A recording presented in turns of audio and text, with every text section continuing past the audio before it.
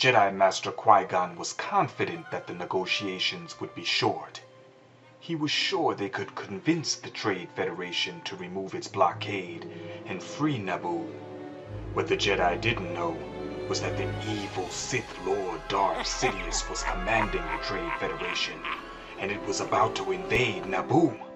This scheme of yours has failed, Lord Sidious. We dare not go against the Jedi. Nobody expected the Jedi to arrive. The Trade Federation Viceroy, who was in charge of the blockade, contacted Darth Sidious to ask what they should do. This turn of events is unfortunate. We must accelerate our plans. Begin landing our troops. And the Jedi?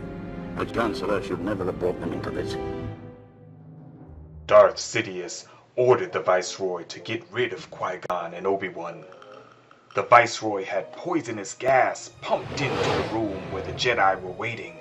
Qui-Gon and Obi-Wan ignited their lightsabers, but the weapons were no use against the heavy gas that filled the air.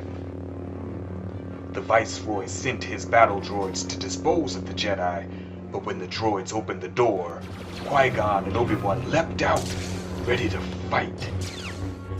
They had held their breaths to survive the poisonous gas.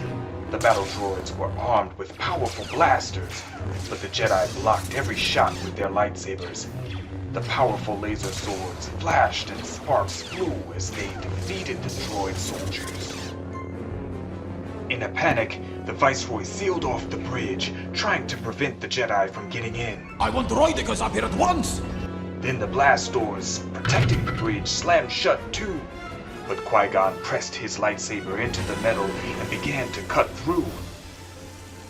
This is impossible! He hadn't counted on the power of a Jedi's laser sword, or the strength of a Jedi's will.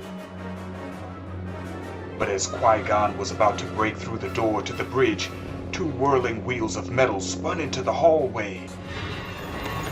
Master, destroy us! The droidekas had arrived and the droids uncoiled from their wheel-like forms. Powerful energy shields appeared around them as they began firing their blasters at the Jedi. Qui-Gon and Obi-Wan used their lightsabers to block the heavy blasts. The bursts of dangerous light bounced off the Jedi's weapons and raced back toward the deadly destroyers.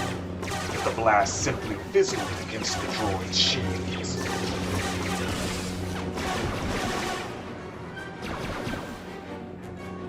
The shield generators were powerful. The destroyer droids were an even match for the Jedi. It was a standoff. The Jedi decided to outrun the droids. Luckily, their Jedi powers gave them incredible speed. And in a sudden blur, the two Jedi fled.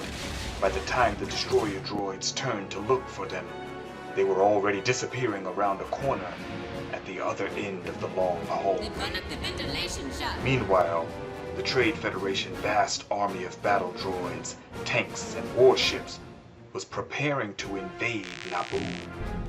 Battle droids. Qui-Gon and Obi-Wan traveled through the air vents down to the huge hangar where they could see the battle droids preparing to leave. It's an invasion army. Now the Jedi knew the truth. All along, the Trade Federation had been gearing up for war. We've got to warn the Naboo. Let's split up. Stow aboard separate ships and meet down on the planet.